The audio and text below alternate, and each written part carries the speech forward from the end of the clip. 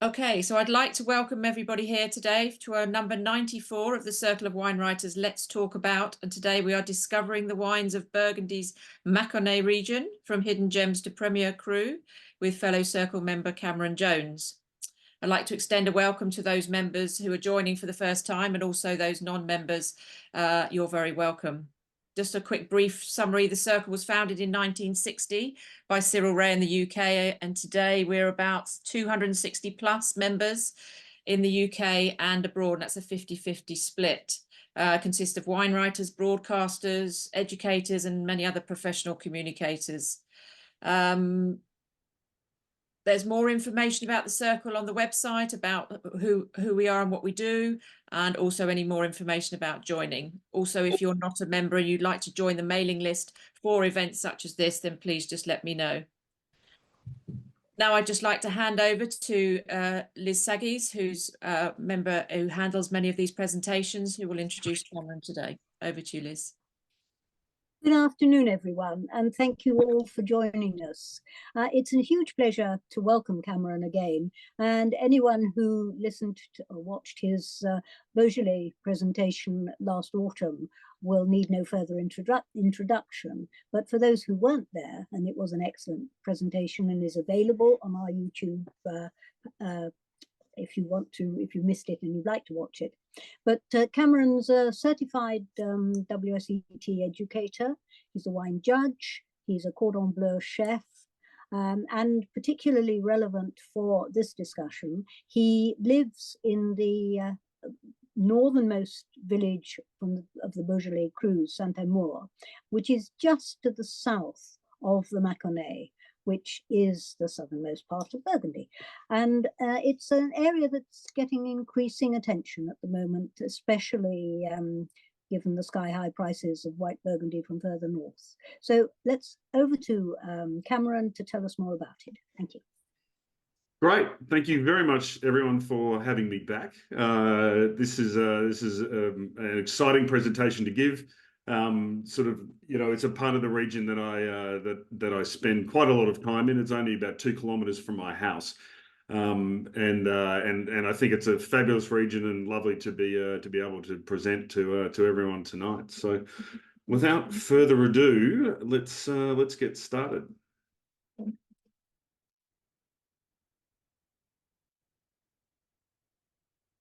Okay, so we are talking about the Mâconnais. One of the most iconic pictures that you will see of the region is the Roche de Chaloutre. In that picture, I was saying to the ladies before, if you ever get a chance to visit the region, don't be daunted about climbing it, because actually you can walk around the back of it, and then it's a fairly gentle sort of climb up to the top of it for the most spectacular views around the region. So, and we'll see that a little bit later in a short video that I'll show as well. But it really is stunning and iconic. And there's a second version of it, the Roche de Vergesson, which is about a few kilometers away. So we'll see a bit more about that. So just a quick agenda. We're just going to do an overview of the whole region. I know that most people will probably know a fair bit about it, but I'll go through a few extra details. We'll talk a little bit about the terroir and then the various labelling, so it may help you identify some of these wines and get an idea of what sort of wines you're looking at. Then we'll have a look at the villages. I mean, there are 27 villages by name and 89 that are within the whole region. So, and then then I'll point out sort of 5 or 6 that I think are worth keeping an eye out for and that have the bigger volumes. We'll of course have a little bit of a look at Pouilly-Fuissé and the Premier Cruise, but I'm not going to dwell massively on that. I think this is about some of those more sort of smaller regions that not everyone knows. We'll have a look at some critic reviews, and of course, we'll look at what Jancis has said about some of these wines. She very kindly gave us permission to have a look at to use some of her material, but I am quite relieved that she's not on the call tonight, given that would add a little bit of extra pressure. And then I've done a little bit of research on where, if you're in the UK and the US, where you can find some of these wines as well. So let's get started. This is where we are. We're down in the bottom part of Burgundy. So just below the Côte Chalonnais, but you can see even in sort of relative terms, it is quite a big region. You know, down where it sits, particularly the upper part of it, and we'll have a look at a bit of that on the next map. So I apologize, it's a very complicated map, but actually I think that's what's really important to understand. I was in Barolo and Barbaresco country a few weeks ago, and actually I feel like there are a lot of similarities to the terrain that we see here in the Mâconnais, believe it or not. And those light green sections that you see there, and I've got my pointer sort of enlarged. These are just that. If you think of it like Piemonte, where you have these sort of finger valleys, like ridge lines and valleys that run through, that's very much what we actually have in that region. So what that gives us is this huge variation in aspect, variation in altitude, variation in soil types, and we'll touch a lot more of that in the next few slides. So it's really important to have a look at sort of the size of that region. Then you can see the villages or the sections in yellow. They are the village level. Again, we'll discuss some of that. And then in the orange is where we now have these new premier crus. So it's a pretty substantial region, over 4,200 hectares of vines. It's about 35 kilometers from north to south, but it will take you significantly longer because they're very windy roads through these valleys. But it's absolutely gorgeous, and I highly recommend people come and have a look. More than 900 growers, and there are 10 co-ops. So if you think about Burgundy, there are only about 16 co-ops in the whole region, and 10 of them sit here in the Mâconnais. So it's a really significant part of the production, and I think that goes back to a bit of the history behind it. So if we have a look at the general sort of terroir that we see in Burgundy, I think people will probably know this quite well. Incredibly old, 135, 195 million years ago, all of this was formed. And in the Mâconnais, it's very similar. It's still this marl and marine limestone, with again those middle ridges being sort of where the deep limestone is, and being very important, and being where some of the premier sort of sites are. If we look at this is really specifically to where we get down into the Mâconnais. You'll see in this video the plates that have moved here, and just gives such an incredible variation in soil, whether you're on the western facing or eastern facing, north and south. The changing of these soils, whether you're down towards the Saône River, where you have the alluvial type sort of soils. You've got a lot more of these calcareous soils and sort of argile soils, and a lot of silica and sort of marly clay soils. So it suits so many different expressions of Chardonnay, that it's really fascinating to look at the depth of this region, and you can see those multiple ridge lines. And that's what I was talking about with the valleys that run north-south and a little bit crisscross here. That's where it's been formed by these plates, where you have these continuous sort of rising and falling sections as you go across the whole region. So if we look at the three categories of terroir, we've got the calcareous and marly sort of calcareous soils. And they're producing sort of, a little bit more round and robust and very good aging potential on some of these wines. And we'll have a look at some of the villages where that sort of exists.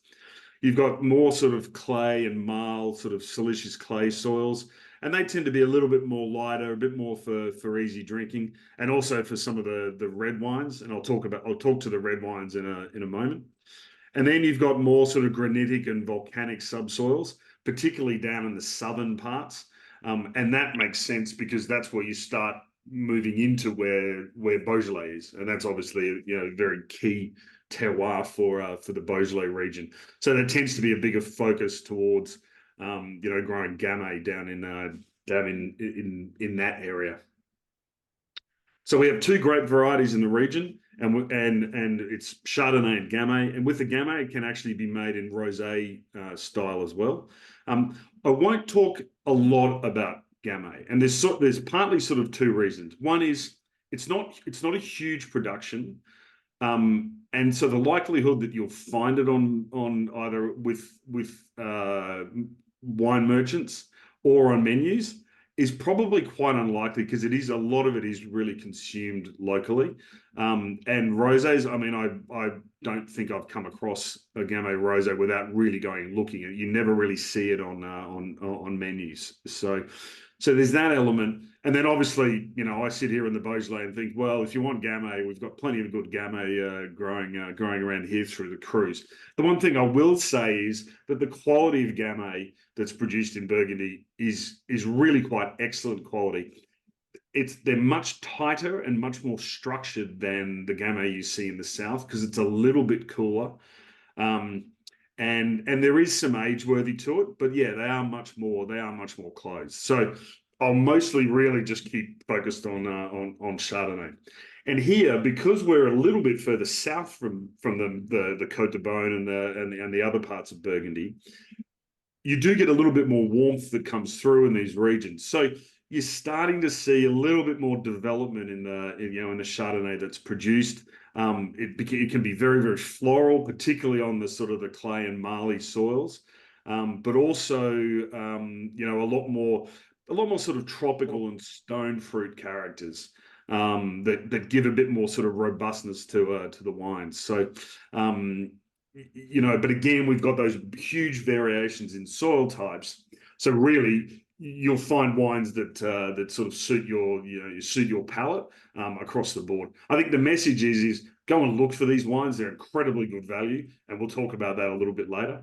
But stylistically, they're really quite fascinating to have a bit of a look through. So if we look at a little bit around the labelling laws for the main labelling sort of rules for Chardonnay, there's about 3,900 hectares. You can have basically 3 different naming rules. You can be just simply Mâcon, you can be Mâcon Village, or you can be Mâcon plus Village. So that would be Mâcon Vonzel or Mâcon Fouissé or something that with Mâcon in front of it. And they tend to be the higher quality sort of with that attached geographical denomination. And then when you're on the reds, it's similar. You just miss the village part of it, but you end up with either just straight Mâcon Rouge, or you are Mâcon again plus the name of the village. So. And then if we have a look at all the individual sort of villages, then the village areas, we've obviously got Puy-Fouissé, all the different Puys, and then Saint-Véran and Viry-Clessé, and we'll talk about each of those individually. And then the more regional that you'll see as Mâcon with the regional village attached to it, the Mâcon Plus, there's the 27 of them there. So I won't run through them. I've put them all in alphabetical order. They're not in north-south. But there's some names that you may recognise already, but there will also be some names that will be very, very new to everyone as well. So they're worth keeping a bit of an eye out. And like I said, I will talk through some of the more prominent ones that I think you're more likely to find. If we have a look at production volumes, just quickly, I'll move on from this reasonably fast, but within the Mâconnais AOC is a relatively decent sort of size, and that's obviously whites and reds and rosés, and the same for the regional appellations, and then the village part of it, which is your Puy-Fouissés and the Saint-Vérans and the Viry-Clessés. You have quite high volumes there, and that's obviously the better the perceived better quality. So I've got a little sort of 2-minute video that courtesy of the wines of Bourgogne that I'll play, and really focus on looking at just these variations in the hills, and the way these valleys and fingers sort of run, and in particular on these forests that sit on the top of a lot of these hills means that the best vines are planted on that sort of mid slope. But there's also valleys, there's all sorts of different aspects, and it's a really great way to get a bit of an idea of what the region looks like from above, and then hopefully that brings you to visit. So I will start that now. The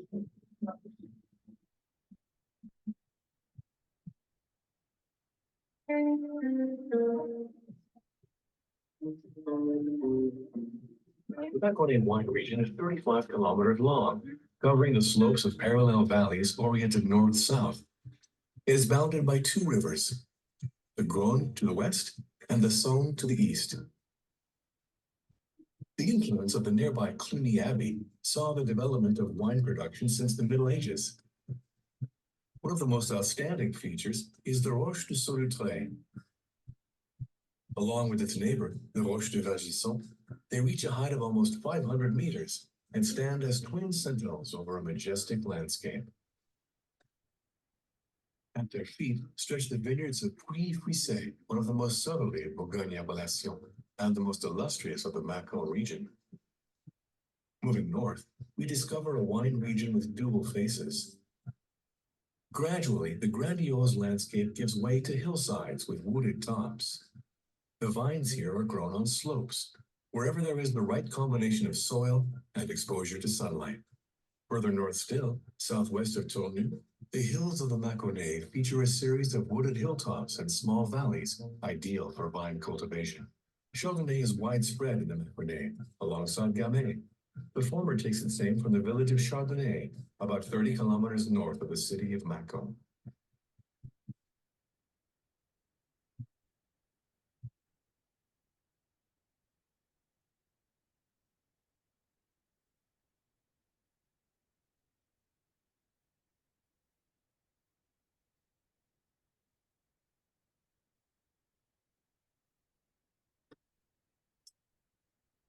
Right. So just before I go on to talking about the co-ops, I hope everyone, it's beautiful visuals and it's fantastic. And the resources on the Burgundy website, but also the Vin Mâcon, and I'd give everyone the links at the end. The resources are amazing. The number of videos that cover this entire region, you can narrow down to individual villages. And there's 2 or 3 minute videos with great drone footage and really fascinating. So I didn't bore you with all of those, but I really highly encourage everyone to have a look at the videos and the resources available on the Burgundy website. So let's talk co-ops. Like I said, there are 10 in the region. And they are really a very significant part of the sort of the structure of the winemaking and the marketing in the region. So 60% of the wines in this whole area are made from the co-ops. In particular, there's a couple of big ones, which is Cave de Luni. For some, it's considered the most important in the Burgundy region. You know, that puts it up against like Le Chablisien in Chablis. And some other pretty significant co-ops. So it forms a very big part of what is produced in the region. And as you can see, they've really invested in the visitor experience as well. So if you do come to the region, they have areas where they've got lots of videos and interactive screens where you can look at drill down into various parts of the region. They have aromatic tester pots all through them, and just a fabulous range of wines. So it's worth stopping and having a look at some of these.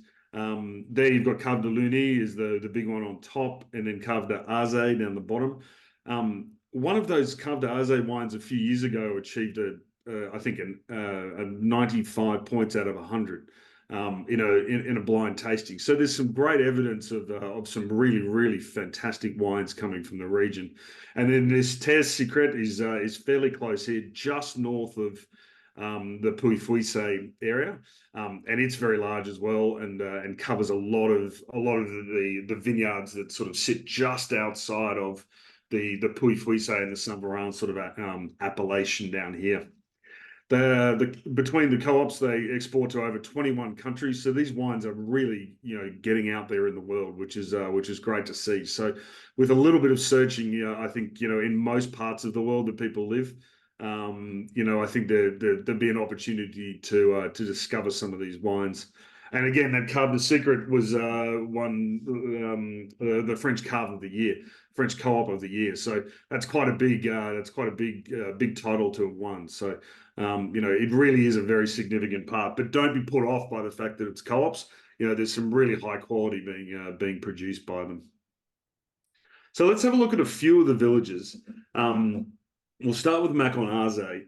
102 hectares, so it's one of the sort of the top 5 sort of for size. It is white, red, and rosé. And there's some pretty good elevation around here. So this is in one of those areas where it's got a bit of a valley wall on one side that's very steep, and vines are planted up to 440 meters. And only down to about 250. So you've sort of got this natural, you've got great diurnal, shift in temperature. And then you're on limestone and marls. So you're getting, again, these sort of stone fruits and white flowers. But there's really bracing acidity because of this diurnal range that, that continues in the region. So these are wines that you'll find quite well and quite easily. Like I said, the co-op is really fantastically set up now as a visitor experience. So certainly wanted to put on your list for any visits. And then back to Mâconnais. So this is the biggest. This is 510 hectares. It actually takes in a few other villages, as you can see there as well. So it's a very, very big production area. Again, white, red, and rosé. Some of the villages are only for white wines, and one of them is only for reds. But I'll go through that. And again, similar elevations, 235 to 380. So there's nothing really down around sort of sea level or around that river level on the Saône. A lot of the best planting sites are in these, like that mid section across the hillsides. Here we move into a little bit of sort of silicious marl, but continue that sort of limestone type characters in the soil, and it's fairly close to Azé as well, so that sort of works. And then the co-op here is the biggest in the region. So 1926 there was this and one of the others set up at the same time. So there's a long history. I mean, they're coming up to almost 100 years of those co-ops existing. And for the most part, they've continued to have, the same number of growers contributing to it. So there hasn't been a big exodus of people leaving and going off and doing things on their own, which is great. Here you're getting a little bit more you're still getting that floral, but you're heading a little bit more into the agrumes, a bit more back into the citrus. So, little bits of little bit more sort of grapefruit and lemony.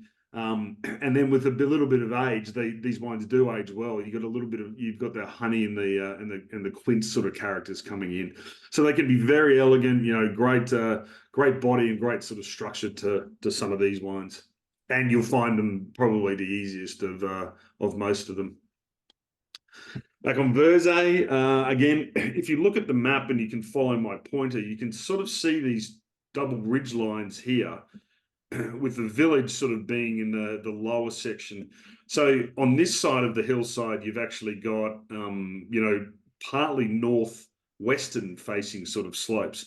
So again, as we've got sort of climate change kicking in, these are some sites that will continue to be really quite interesting, and they're starting to produce grapes that are ripening fully. And then on the western side of the slopes, you've got eastern and southeastern facing, with multiple fairly high points. And again, you're up to 410 meters here, so you've got plenty of elevation, plenty of diurnal, which is great.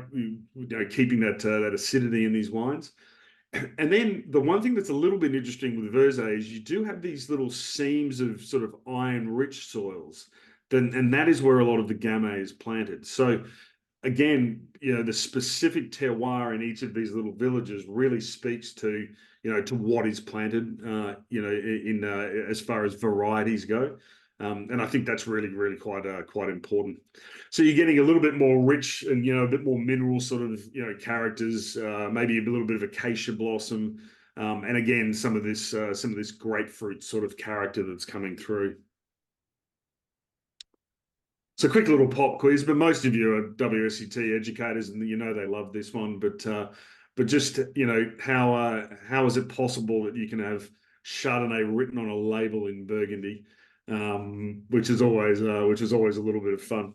And that is because of the village of Chardonnay, which is white wine only, which I think is nice. I think, you know, if they'd let Gamay into it, I think there would have been you know, a little bit controversial. So again, this is one of the biggest areas, 254 hectares and sort of 1.7 million bottles.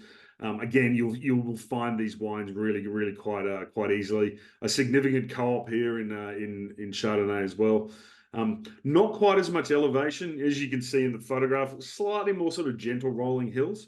But again, those fingers you can see on the map. You know, you've got these multiple fingers of where the vineyards are planted, giving people the options on where they plant, what they're looking for with the aspect and the different soil types. You know, back to clay marls, and there is actually a few seams of Kimmeridgian through this area, which we obviously know from Chablis and, you know, and through to Champagne, that is you know, is very important and very well suited to Chardonnay. So some really great and amazing the diversity, given we're only a few kilometers away from some of these other villages. But here you're getting more riper, you're getting a bit more sort of racy acidity and pear and stone fruits in some of these wines. So again, some really classy wines, and, you know, and a really fun region to drive through. So then we come down to an area called Pierre-Clos, and this is literally about a kilometre from Vergesson in the Solutre Vergesson sort of Roche area. There is a beautiful chateau here, and the chateau actually produces wines. And again, you know, here you're starting to get into those big elevation sites because you're continuing on that Roche de Solutre, Roche de Vergesson type sort of hillsides and really quite dramatic terrain. Not the biggest region, but actually some very elegant red wines that are coming here because there is areas of pink granite sands. So Pierre-Clos is the meeting of two ancient subsoil plates. So you've got the very Burgundian plates that are coming in from the north, and then they're meeting these granitic plates that are sort of running a little bit to the west of Pierre-Clos and through another village that we'll talk about in a moment. And they're the ones that are where there's some really classy Gamay that's planted here and really long lived. You know, for both the whites and the reds here. You're getting a little bit more, and a lot of the wines here are a bit more likely to be oaked as well. So that's giving them some longevity, giving them that more structure and, you know, and more sort of nuts and dried fruit type sort of elements. So these are definitely wines to try and find, even though it's not huge production. But if you can, then I think, you know, it's definitely worth trying to seek them out on wine lists and in wine stores. So Mâconnais, so this is the one you can see. Pierre-Clos is just above it on the map, and this is where these granitic plates come in, and this is where this is in the appellation that is only planted to Gamay. So red and rosé only, but again, you've got this. It's also the highest point in the region. The La Mer Boitière peak is 758 meters. So again, you've got amazing elevation and some really interesting sort of slopes and sites that come from that. Mostly pink granitic sand, so very similar to somewhere like Fleury. And so the reds you're getting very lovely floral and cherry, but you're getting a little bit of this Sous-Bois and pepper that's coming in from the reds of Burgundy. You know, from the Pinot Noir there. So that's why if you can find a Mâconnais, you're only going to be getting Gamay, and you might just find some of these in you know, in and around your various markets or in on wine lists. So definitely worth trying to track some of them down. Then we move into one of my favorite areas called Viray-Clessay. So two villages, Viray and Clessay. Good sized area. This is one of the villages that's sort of designated on the side. So you won't see Mâcon. Well, you may see Mâcon Viray, Mâcon Clessay, but you're more likely just to see Viray-Clessay combined together. two absolutely beautiful villages, and this long sort of running seam of where the vineyards are all placed. This is all chalky limestone.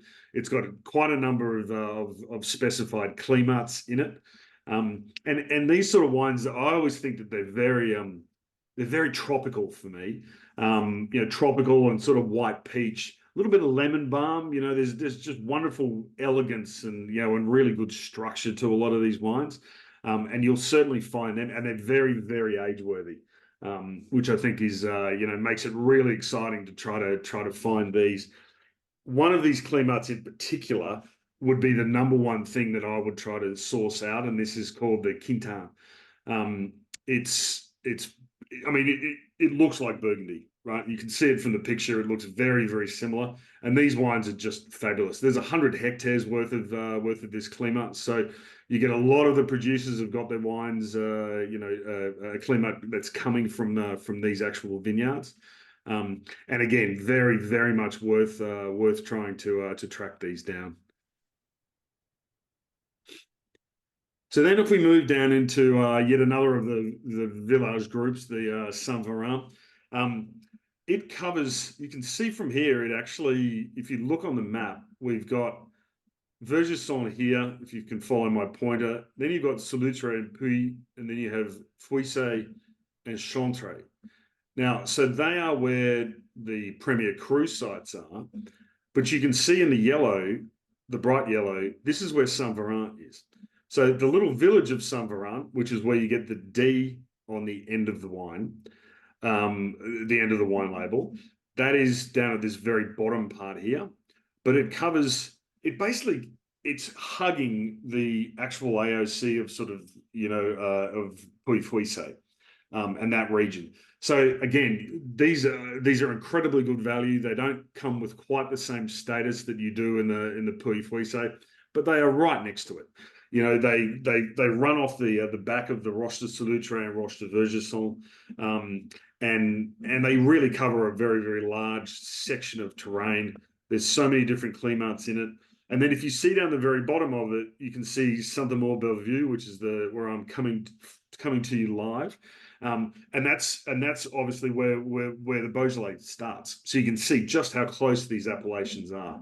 But again, these wines are fantastic. They're very carefully made to be probably drinking a little bit younger. Within sort of 5 years, I think is where they're designed to be being drunk. And you've got most of the producers in Puy-Fouissey who have vineyards within Saint-Véran. So if you have particular favorite producers in that Puy-Fouissey region, you'll find that they absolutely have a Saint-Véran within their list. And they are, they're a little bit more approachable, a little bit easier to sort of drink. The Saint-Véran is in the process of applying for Premier Cru. You can imagine how complicated that will be given how far they are spread out all over the region. So we'll see. The application hasn't gone in, but they're in the process of going through it at the moment, as are two other areas that I'll go through in a moment. So 2020 was when Puy-Fouissey got their Premier Cru status. It only took 12 years for it to get through. So, these changes are not going to be happening in a hurry. Along with a lot of the Premier Cru applications in the Cru Beaujolais villages here, the process to supply the documentation and then applying to INAL for the certification of it, these things just take a very, very long time. So unfortunately, I don't think we'll see Saint-Véran up there very soon, but at least Puy-Fouissey has paved the way on on the importance of having that Premier Cru status. So if we look at a little bit more of a breakdown of the Puy-Fouissey area, you can see here where the orange sections are. So I'll try to point out for you where the various Roches are. So the Roche de Vergesson is just here, if you can see my pointer there, and the Roche de Solutre is here. So that gives you a really good sense of kind of these vineyards are all wrapped around these hillsides. And you remember from the video, as these two roches come very, very, they're literally like a ship emerging from the ocean. They are, you have a lot of northern facing sites. So some of these sites up around here are actually north and northwestern facing sites. So much cooler. You really need to know where some of these particular clima are to give you that sort of sense of what these wines will be like stylistically. So then we come down to the village of Fuise, which again we saw in the video, and then we roll down here into the village of Chantre. So 22 different Premier Cru sites within that. It's interesting if we talk about sort of the business of achieving that Premier Cru status. Since that was added in 2020, wines that were previously, or everything was not Premier Cru. The minute they moved to Premier Cru, prices went locally here from about sort of 28 or 30 for the premium sites in euros, jumped pretty quickly to sort of 35 the first year, 40 the second year. Then 2021 happened, which was obviously a terrible vintage here with the huge frosts all through Burgundy. And everyone saw that as a great opportunity because of scarcity. Most producers were down 30% they were down 70%. So really, really impacted production.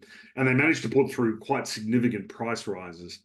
So now bottles are up around sort of between the 50 to 60 bracket, which I think is really starting to push, it's starting to push the boundaries a little bit. I mean, you can still move into some of the Côte de Beaune, like a Saint-Aubin and some of these other sort of parts of the Côte de Beaune, where you can be buying wines for similar sort of prices. So I think they're at a little bit of a ceiling at the moment. But we'll see. We'll see what continues on from there. So yeah, you've got these four communes. You've got Vergesson with the Roche there. You've got Salut-Tré-Puy in this section here. The actual village of Puy is right in this section here. And this basin here is really quite flat. And it has a couple of very, very large areas. One in particular called Vercras, that most vignerons have a fairly significant sort of site within there. And then you've got the village of Chantre right down the very bottom of here. So these are the 22 by village. This is so you can come back and have a bit of a look at them. But like I said, in around Fuise, and the Puy area, you've got this Vercras, and part of it is in Fuise. So it's very large. And some of the larger ones, the Le Vin Blanche and Le Clos, both within Fuise, they're really quite significant as well. And then Sur la Roche over in Vergesson is quite a big area. Le Cray is very large. And then in the Chantre area, they tend to be a little bit smaller. This one, Le Clos de Monsieur Nolly, is tiny, absolutely tiny, but it stands on its own and is a Premier Cru clima. So Puy-Venzel and Puy-Loche, which if we have a look on the map here, they are, Venzel is down here on the bottom part of the screen, and you can see where some of these are faded out a little bit. So some of those climat in there have already been applied to Inal for Premier Cru. And then where Mâcon is written here, there's actually a village of Loche, which is where the TGV comes into actually. And it's applied for it as well. So these ones are already accepted and already applied for. They're just waiting on the actual certification, which again could take quite a significant time. So keep an eye out for those at some point. So if we roll through and have a look at some of the critic reviews, this is where I sort of picked and chose what I think was some quite interesting sort of observations. These are some of the labels. As I said, someone like a Sommets Michelin is a very big producer in Puy-Fuise, but they also have very classé vineyards as well. So it's worth sort of noting some of these. If you have a look at this first one, the 2002 version of it that Jancis and the team reviewed in 2019 was still considered, has a drinking window that continues on through to 2029. And it gets an 18 points. So it's from Mâconnais. So again, that's one area to keep a bit of an eye out for. But the ageability of these wines is really, really quite extraordinary, and that's why I think it's worth trying to find them, but also worth trying to put some down in the cellar just to give yourself a little bit more a bit more age on them. Again, we move into some Pierre Clos here. Again, with some incredible age that were tasted in 2019. 2010 and 2002 vintage wines that are achieving 17.5%, 17.5 points from Jancis. Again, really speaks to the quality in some of the region. Then you're into a couple from Vieille-Classé, which I think are important. Here you've got a Quintin, and again the Guillemot Michel family are significant producers in the area, and again that great ability to age. Jules de Joigny does some wonderful wines here in Beaujolais, but also has got some really fantastic wines that are coming from some of the other village appellations within the Mâconnais. So Mâcon Versé, he's got a Mâcon Prissé. So again, you may find his wines, and they're very, very classy. The Mâcon Chardonnay label that we saw before, from Comte Lafon, and then Domaine Le Flave. You've got some of the biggest in Burgundy that are also down here that have some vineyards in this part of the world. A little bit like the Burgundian red producers are coming down into Beaujolais and finding and starting to invest down here because there's better value. You've also got a similar thing going on with some of the big Burgundy white producers that are also coming down into this region. So, again, some pretty high scores there when you consider it, and some great ageability. So these wines are certainly worth trying to keep a bit of an eye on. And then I did a bit of a run through on just looked at Berry Brothers and Majestic and some of the others in the UK at the number of Mâconnais wines that were available, and there was an extraordinary range that is around. I mean, the Berry Brothers side is very, very focused on the premium end, and so you've got a lot more Puy-Fouissé and lots of Premier Crus. So their pricing points are a little bit higher. But through Majestic and Wine Society, and then for those up around Scotland, you've got Rayburn Fine Wines. He has some fantastic producers up there. And again, Wine Society has about 28 different wines. For those in the US, you've got Wine.com and Flatiron in New York, and I think they're in San Francisco as well. And they've got a reasonable number of examples. So worth sort of trying to seek some of these out and experience some of these wines, because they are readily available. You just need to go looking for them a little bit. As far as pricing goes, most of the wines, or probably of the 28, there would have been, I think, 8 or 9 on the Wine Society list that were sub £15 a bottle. So when you consider that across what you're paying for Burgundy, or even the Côte Chardonnay just a little bit further north, that's incredibly good value on some of these wines. And because a lot of it's coming out of co-ops, you've got a reasonable chance of finding some of it in supermarkets.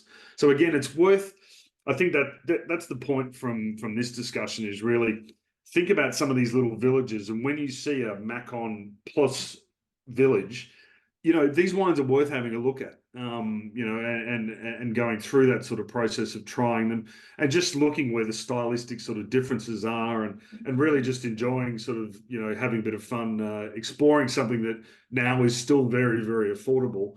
And if you're picking the right varieties, then, or the right villages, you should have some really fantastic ageability as well. And that is it. Again, I really would sort of suggest that you have a look at the Vin Bourgogne website, as well as the Vin Mâcon. An incredible amount of detail that they've gone through, and just great resources to really be able to dig through all of Burgundy, but also to dig through each of these individual villages. Some wonderful video footage as well. So some really interesting things to have a bit more of a think about, and understand a little bit better. So with that, I will stop and take any questions that anyone has. Or Wow, thank you very much, Cameron. I think you've definitely given everybody a few top tips to look out for when they're out scanning and looking for different wines from the Burgundy region or from the Mâconnais. There's a few questions here. Wink, I'm not sure whether she can unmute herself or not. So, I have. oh, you have. Well done, Wink. Can you hear me? We can. Presumably? Go ahead. Okay. I think my question was answered that I can't remember the figure, 3,700 odd hectares of white wine, white Macon included, Puy-Frisé, etc. yes, Is that right? Yeah, it's Okay. about Yeah. 4,400 in total in the region, and about 3,800 across the white wine. I guess it was a bit smaller than I expected, but once you showed the hectoliters of production, and I could see that the larger part was the specific villages and crews and so on, which is interesting. But anyway, that was just curiosity, because I'm afraid I always compare with Jura. And while I'm on my comparing with Jura thing, I just want to note to everybody that the altitudes that Cameron showed us everywhere are just the same as Jura, the other side of the Brest Plain. And everyone seems to always talk about Jura as being very high altitude, but actually between 200 meters and the highest looked like about 430. Is that right? Yep. Yeah. Okay. It's very similar to Jura, just as a by the by. Anyway, thank you. It's a great presentation. I think that's a great comparison, Wink, because I think you've got very similar, like the similar plate movement that sort of continues on over in the Jura. I mean, the Jura is really not far away. It's an hour and just over an hour for me to drive from here.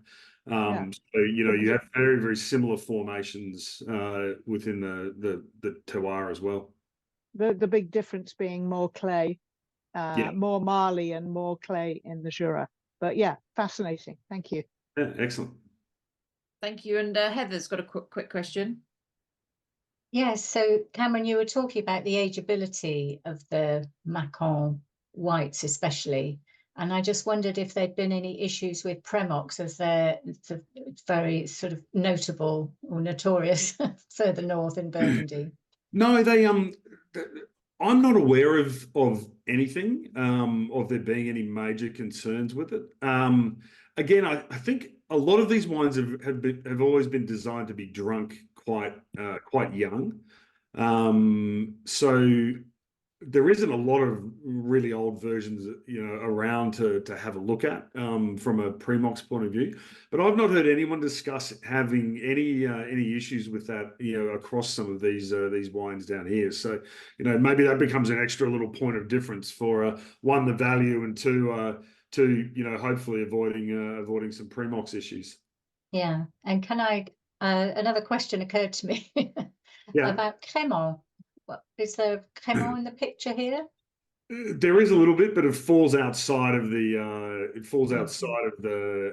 the designation from here. So I think the way that works with the Crémant is that the vineyards in these areas will be used to make Crémant, but then it is just simply called Crémant de Bourgogne. Bourgogne, yeah, because I think one of the wines from Mâcon, presumably, that is most visible here in the UK is the Cave de Lugny Crémant de Bourgogne. Yeah, no, that's exactly right. Exactly right. And there's a lovely producer that's in the town of Loches called Tripoz, Tripoz. And they produce a Crémant de Bourgogne, but their vineyards are all around Loches and in this sort of area. And because you've got some of these northern and cooler sites, that's where a lot of domains are using that to produce a Crémant style, because they've still got that that freshness and a much higher acidity, less ripeness that you need for things like Crémant. Thank you. Thank you, Heather. And Dave de Simone. Yes, thank you. Thanks for the presentation. Very good presentation. I enjoyed that. And you mentioned, Cameron, Tripos, and sort of goes to my question. I know they make a very nice Bourgogne Rouge, and there's some other Bourgogne Rouge. I know technically they're not designated as Mâcon, but any thoughts generally on the Bourgogne Rouge coming out of the Mâcon area, please? Yeah, look, I think there's some outstanding stuff actually. You know, I think over the last 10 or 15 years, if you remember from the Beaujolais presentation, the amount of research that's being done in the area here to look at the different soil types, particularly when you've got such changeability in the sites in this little section of the, you know, of Burgundy, the southern part of it. That people are really thinking about what they're planting in different places. You know, the evidence of kind of Gamay is really primarily planted on the, you know, on those pink granitic soils wherever they can find that within the Mâconnais. And then, you know, to flick down into Beaujolais, there are areas down here that are more calcareous and very Burgundian-like soils, tiny little pockets of it, and that's where Beaujolais Blanc is grown. So I think, you know, the domains have been much more careful to look at their soil types and use that to match up. So when it comes to something like a Bourgogne Rouge, using Pinot Noir, you know, again, they're identifying these sites that should be very well suited to planting Pinot Noir, and therefore using using that. And again, a lot of big domains have got a Bourgogne Noir or Bourgogne Rouge that's coming from this area. So you've got very, very high quality producers, you know, great knowledge, you know, and great ability to produce good wines, you know, planting grapes in all the right sites. And with some climate change, it's moving things quite nicely into there being some really, really lovely little hidden gems, you know, across the Rouge and the Blanc. Yeah, you know, and as you mentioned earlier too, it gives an opportunity for quality and price relative to the Côte d'Or, for example. Exactly. So yeah. Thank you. Okay. Are there any more questions? There's no more that I can see on the chat at the moment. I don't know if there's anything worthwhile of the vintage at the moment. Has had updates on the vintage so far? For this year? Yeah. Well, it's been pretty warm the last 2 or 3 weeks. So you know, I think I don't know. I mean, hopefully we get a little bit of more cooler weather sets in. Otherwise, you know, we may start moving towards a slightly early bud burst, which can be very dangerous. You remember 2021, you know, those -6 degrees for 4 or 5 days, they were in the first, you know, they were in the first week or so of April. So, you know, we're a long way from winter being finished, but the temperatures don't seem to be falling away particularly quickly, which doesn't help those going skiing either. But yeah, so I think, you know, there could be a few difficulties in in the area. I think the vineyard activity continues to be pretty active. Quite a few vignerons on their premium sites, particularly the Premier Cru sites, are trying to delay that winter pruning as long as they can to try to delay where they're seeing bud burst and fruit set. So you know, there's definitely efforts, you know, in place to try to do it.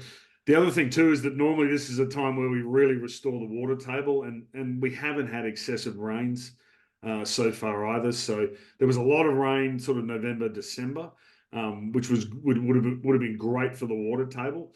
But at the moment, it really hasn't been particularly wet, and because we've had these warmer temperatures as well, so you know that replenishment of the water table may not be up to where vignerons would want it to be at this point in time. Okay, thank you. Oh, I've got one more question if I've got time.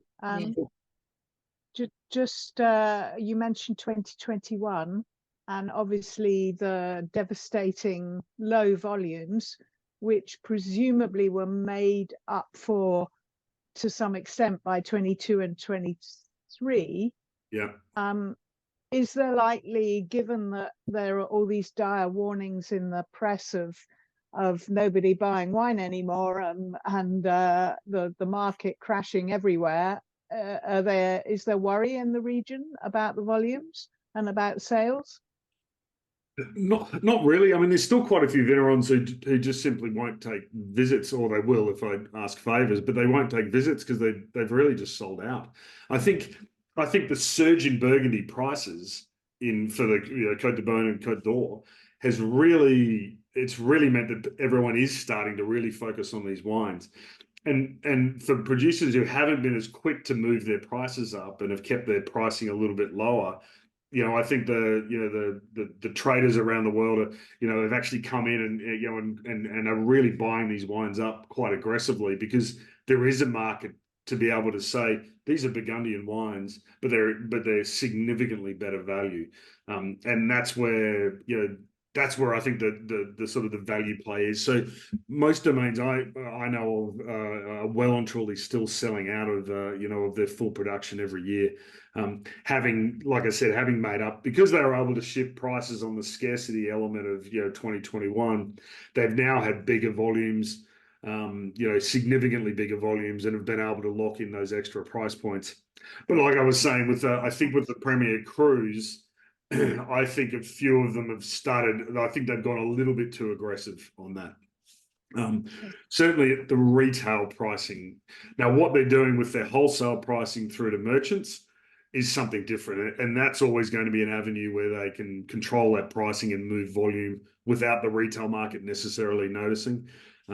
So again, I think the highest level of it is bumping up against the ceiling a little bit, and people need to be a little bit careful with that. But again, it's not massive production, and the pricing's still significantly cheaper than anywhere further north. So, Thank you. Good news. well, it is. Everyone out there, clean out the supermarkets and Wine Society and various others. Absolutely. Excellent. Well, thank you so much, Cameron. Not only was that a hugely informative presentation, it was so evocative. And seeing the region, I visited it, and it is, as you say, so absolutely beautiful. And the wines are wonderful. So thank you so much for really informing us thoroughly on it. And maybe since you're off to Australia tomorrow, maybe we'll welcome you back for an Australian presentation sometime. Well, that's true. Yeah, actually, that could be quite good fun. I'll certainly see what I can find in Australia from the Mâconnais region. So I'll keep everyone updated if I can source something down there.